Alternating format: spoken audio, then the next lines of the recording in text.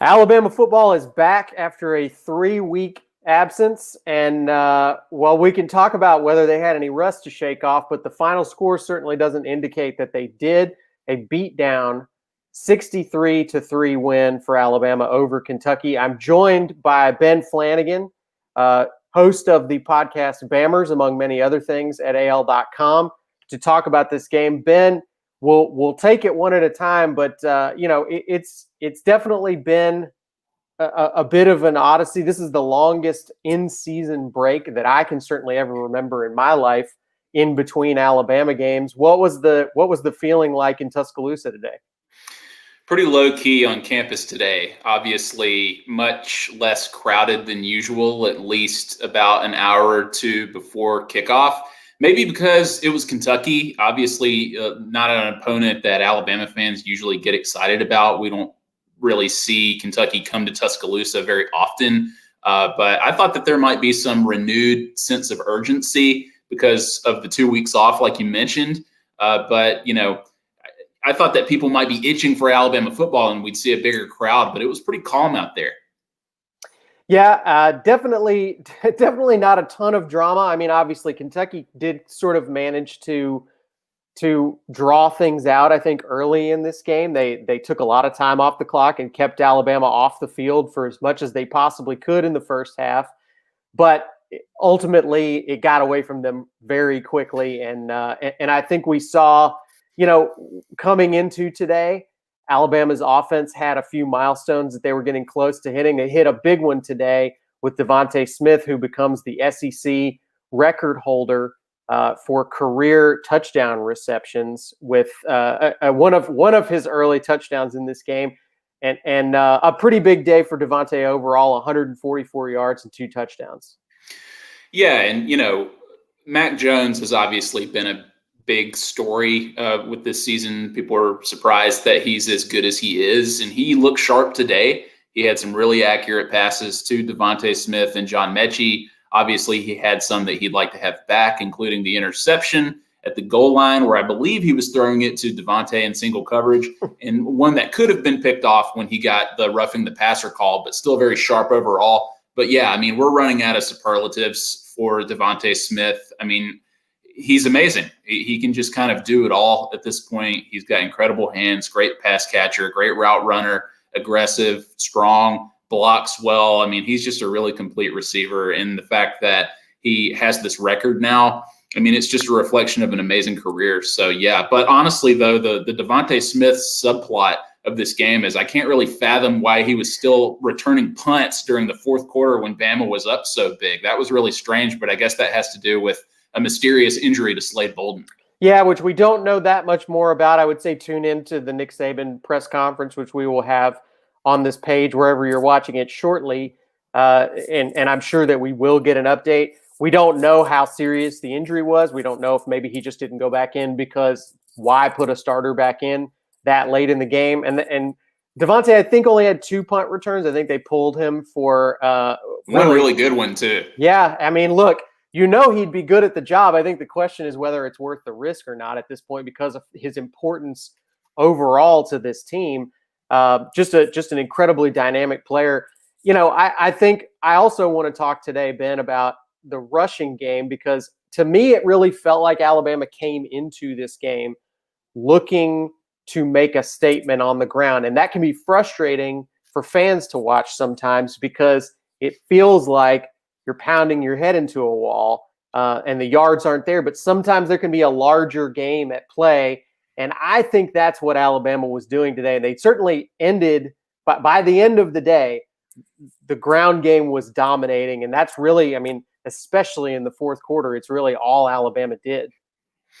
Yeah, you mentioned earlier that Kentucky kind of moved the ball in Alabama and ran the clock down and kind of kept it out of Alabama's hands. And honestly, that was kind of just delaying the inevitable. Once Mac Jones and the rest of the offense got clicking, they just dominated, like you mentioned, and that paved the way for these younger players to get in the game. And Alabama fans got a really exciting look at Bryce Young. He looked sharp. I mean, he had a couple of passes where he threaded the needle for one amazing touchdown to DeVonta Smith, obviously. But I think Bama fans were really keyed in on these young running backs, Chase McClellan and Roydell Williams. McClellan led the team in rushing tonight.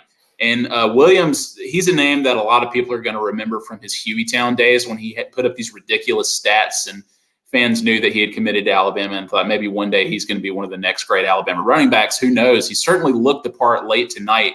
But who knows? I mean, it was obviously – I don't know that you put an asterisk on this game because I think the result was probably going to be similar. But you have to factor in Kentucky's just depleted roster going into the game. And obviously as the game went on and the margin of victory was so large for Alabama, who knows what each side was like in terms of energy level. Well, yeah, and let's talk about the other side of things for Alabama, Ben, because obviously the offense we've seen put up numbers like this before. The defense has been a little bit of a concern throughout the season. They've had some bright moments, but I think after a sort of rough first quarter where they still did manage to keep Kentucky out of the end zone, they bent, but they didn't break. I mean, I think you have to say this is the best defensive performance we've seen out of the Alabama defense this year. Yeah, they played really well. I mean, I mentioned before, it's tough to hand out an overall grade here, more of an incomplete, just again, considering the Kentucky roster, they're missing players. But again, not that it would have mattered necessarily, but Kentucky moved the ball well early and just got in their own way with penalties and then bad plays on special teams. Obviously, the snap that lost them 36 yards and turned the ball over to Alabama. They also had a bit of an awkward missed field goal. But yeah, I mean, Alabama was sharp on defense, better open field tackling from Alabama's defensive backs like Malachi Moore, who's obviously a super talented freshman player, Jordan Battle, who made several great plays and reads on passes, including a pick six. That was really nice. He almost had another one late in the game. And yeah, so I mean, Alabama's defense looked great. I mean, there was a little more pressure on the quarterbacks, I should say, because Kentucky played 3 tonight as the game went on. So yeah, I mean, overall, they played fantastic. Only one of those 3 quarterbacks, by the way, completed a pass in this game today. The other 2 were 0 for. So really rough down the stretch for them. By the end of the game, again, I think people, if you only watched the first quarter, you would have said, and I'm sure if I went and searched Twitter, I could find a lot of people complaining about this Alabama defense in the first quarter, talking about, here we go again, you know, the running game is gashing this Alabama defense. They finished the game allowing only 1.8 yards per rush from this Kentucky offense. They held them to just 2 of 13 on third down, which is a fantastic number. I mean, overall, as you said, certainly not a Kentucky team that was in its best shape to come in and be competitive in this game. But, you know, this Alabama defense hasn't looked great against even their more sort of inferior opponents this year. And this is a really solid effort. They look like they're starting to click, maybe coming down the stretch, and at a very important time for that to happen. Yeah, and one big plus for Alabama tonight is they didn't lose the penalty battle. And that's been an issue for Saban's teams for the last few years. And tonight it was a little bit more under control, other than what I can remember is a bad pass interference penalty by Josh Jobe early in the game. Otherwise, fairly clean performance. Yeah, overall, not a ton to complain about in this game, especially really for the final 3 quarters of the game. So, you know, I think, Ben, we have to pivot to looking ahead. It's weird as it is to say this. It's Iron Bowl week. It feels like it's really snuck up on us. It's been the kind of year where that can happen to you pretty easily. But we're heading into, you know, what has to be called. I mean, I think even if you want to put the rivalry part of it aside, this is the biggest game of the season for Alabama at this point. They haven't had to play Florida, so they haven't really had, I would say, a super challenging schedule to date. And Auburn is a team with 2 losses, but they're a team that looks dangerous. They look like a team that certainly is going to be more of a challenge for Alabama's defense than Kentucky was today. And their defense has been very consistently good the last few years. So what's your feeling about where this Alabama team is at heading into Iron Bowl week?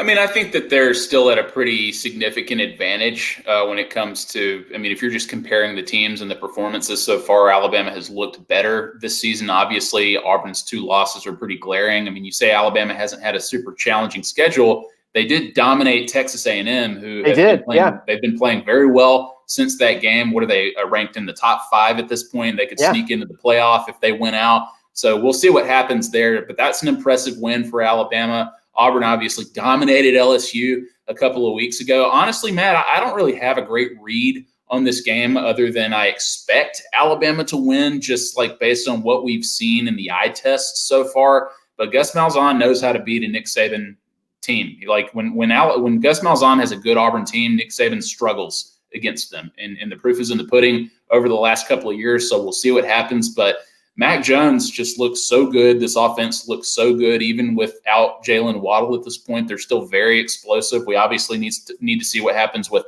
Slade Bolden, but Najee Harris too. We haven't really talked about him at all. We talked about the young running backs earlier, but man, that guy's incredible. He just does it all, and he is just so consistent. I mean, the guy's racking up touchdowns at this point. He's a machine. So I would think that Auburn would struggle to stop him. But you're right. Auburn has played well, and they have momentum coming off of a big win against LSU. It's obviously not the same LSU team last year. It's like a 180. In fact, what they lost to Missouri, they've got some tough losses on their record, on their resume this year. So who knows what that win really means? But it doesn't really matter at this point because, I mean, Auburn's going to be ready to play. And we obviously need to see what happens tonight against Tennessee. That just kicked off, about a half hour ago. So we'll see what happens. Yeah, breaking update on that, by the way. Tennessee is currently leading 7-0 over Auburn late in the first quarter. So it's getting squirrely. Yeah, it's over. Stop the count. Yeah. CNN can project a Tennessee win. Yeah. So who knows? I mean, look, I think this is an Auburn team that obviously has frustrated Auburn fans. I can tell you from covering it on that side of things. But they can look, they're very unpredictable. They can look really good. They can look really bad. And I think you're right, though, going back to what you said, Ben, that if Alabama's defense if today was more of a fluke and they're just not an elite unit, I still think Alabama's in a pretty good position to win a shootout against most teams that they play. So look, it's a weird time in college football. I think 10 years ago we would have been saying defense wins championships. Right now, you want to be the team that can score on every possession, and I think Alabama is that team. Well, that was what Alabama and Auburn had to do in the 2019 Iron Bowl. Each team just had to keep scoring and scoring until one relented, right? And so that may be the case again this year. We'll see. But you're right. Alabama seems like the more explosive team. And you mentioned before that Auburn is either off or on, right? They're either going to play great or they're going to struggle. And it's just a 50-50 toss-up. But something tells me that they are going to be ready to play Alabama next week. I mean, the Iron Bowl is obviously very important to both of these teams, but sometimes to me, in my opinion, it just can mean a little bit more to Auburn. Maybe that's true. Maybe it's not. That's just my perspective, especially during the Malzahn era. They come ready to play Alabama. I'm with you on that one, Ben. I think we've seen that time and again. So we'll see. We'll have lots of extra coverage this week of the Iron Bowl to get you ready for the big game. We're also as we mentioned on our show this morning, we're looking for fans to help us out with a video that we're doing talking about your own personal Iron Bowl experiences. So head over to our Facebook page, Crimson Tide at AL.com, and look for our post where we're looking for some fans to help us out with a video project that we're doing for Iron Bowl week. Ben, I know that we'll have lots of good stuff from you and your team this week as we get ready for the Iron Bowl. Lots of fun Thanksgiving content also on AL.com from your team. So hope you and your family have a great Thanksgiving this week. You as well. Hope you and everybody out there has a happy Thanksgiving. Be safe.